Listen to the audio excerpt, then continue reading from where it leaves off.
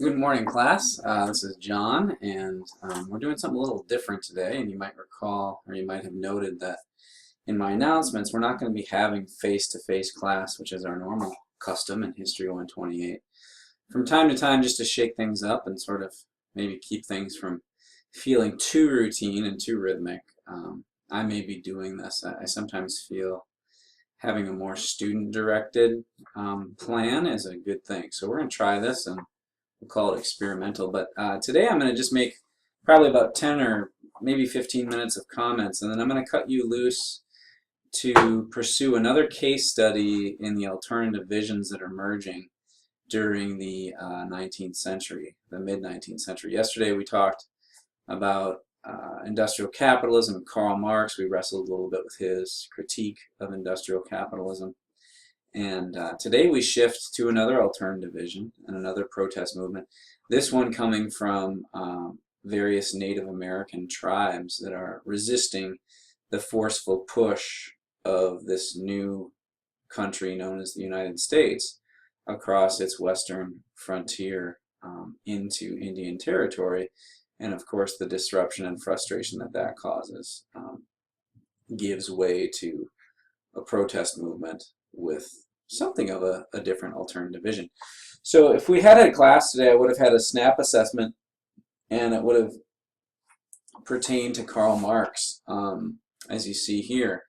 However, instead of this SNAP assessment, what I would like you to do is tomorrow when you come to class, I'm going to actually collect from you two documentary video guides. One from Karl Marx, which was your assignment to complete for today, and then the other will be a documentary that I have you watch on the Cherokee Nation's Trail of Tears. So please bring those to class tomorrow. And again, what I'm providing here is not so much homework as it is class for today. So I plan on getting that done, and you're going to need to watch a documentary to complete our class time today. But I will probably have a small reading assignment for you for tomorrow as well. Okay. So anyway, with that, let's get started. I guess first off, whoops, what's going on here?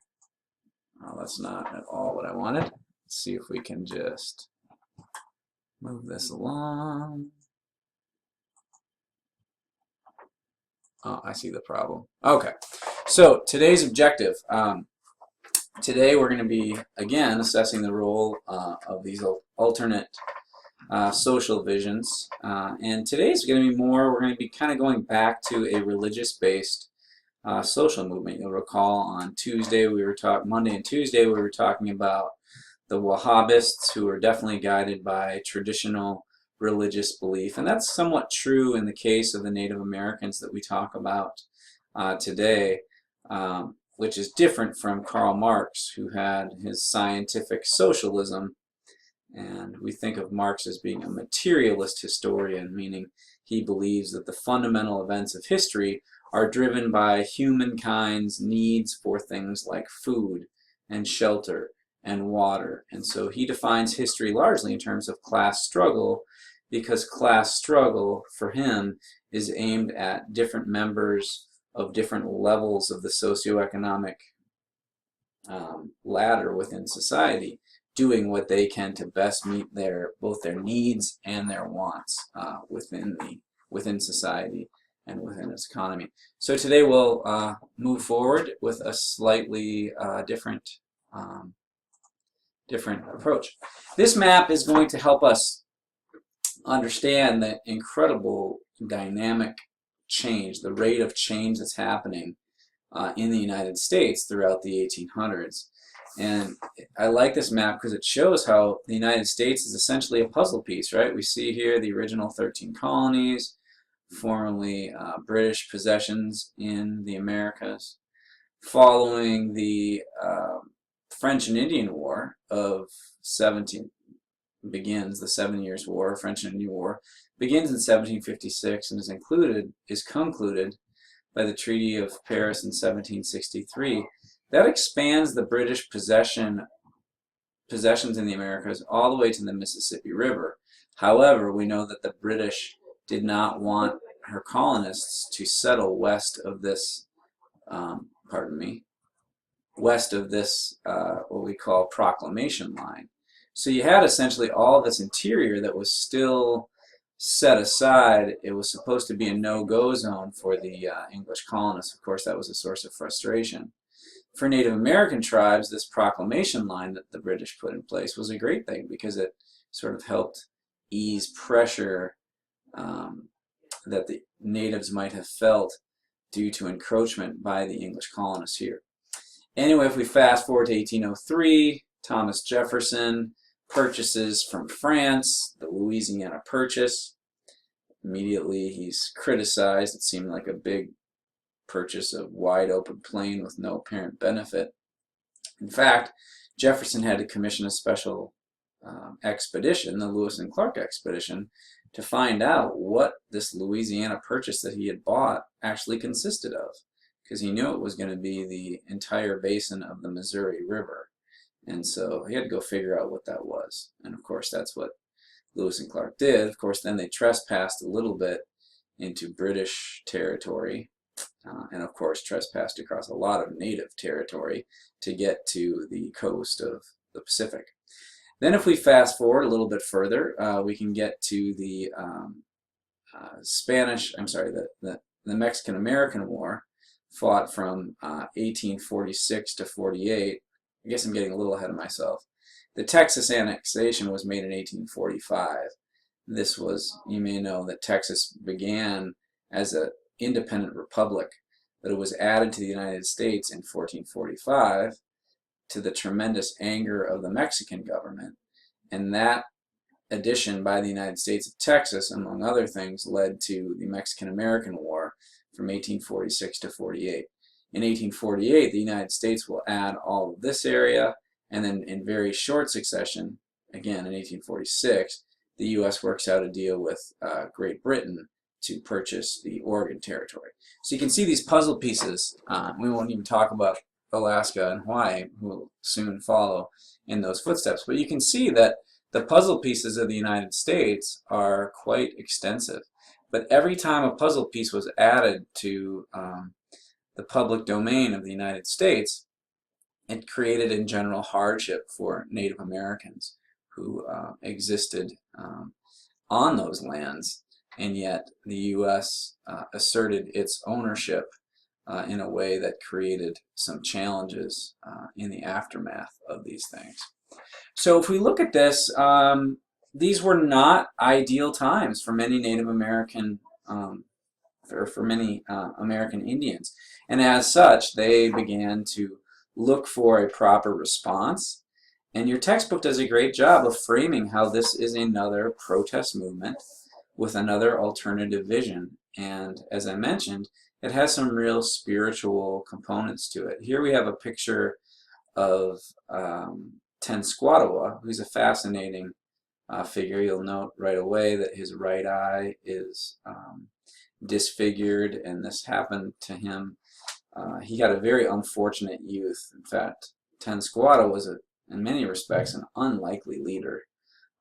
Among his misfortunes as a youth, his father died before he was born.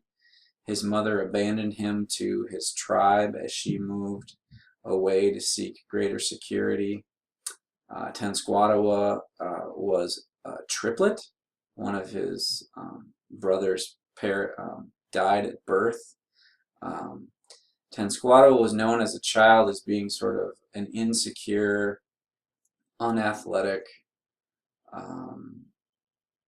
sort of a hopeless case in many respects. He had an older brother, Tecumseh, who was very gifted, very talented, and in many cases Tenskwatawa lived in his shadow.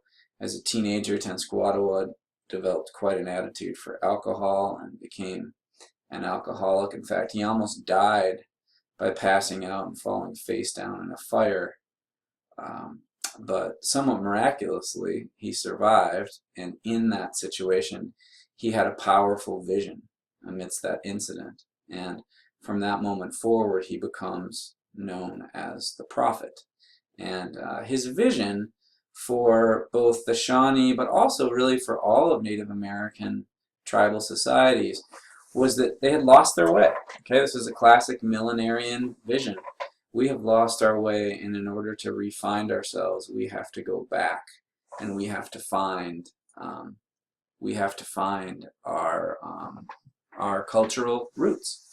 And we're going to do this by abstaining from alcohol, by resisting guns and the other technologies that European Americans have brought before us and have used to pit us against one another. We're going to resist Christianity, and instead we're going to stand by our traditional tribal belief systems.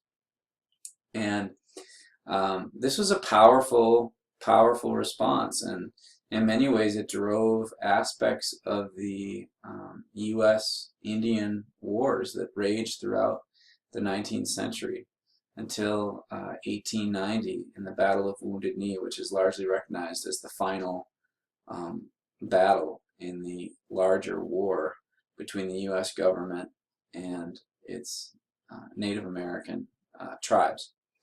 Anyway, this in the midst of this, we see another case study that I'm going to make sort of the focal point of our emphasis of Native American responses to the changes of industrial capitalism, and in this case the expansion of the United States. So your task is, I'm going to post both a video guide and a video link in the Chapter 16 module.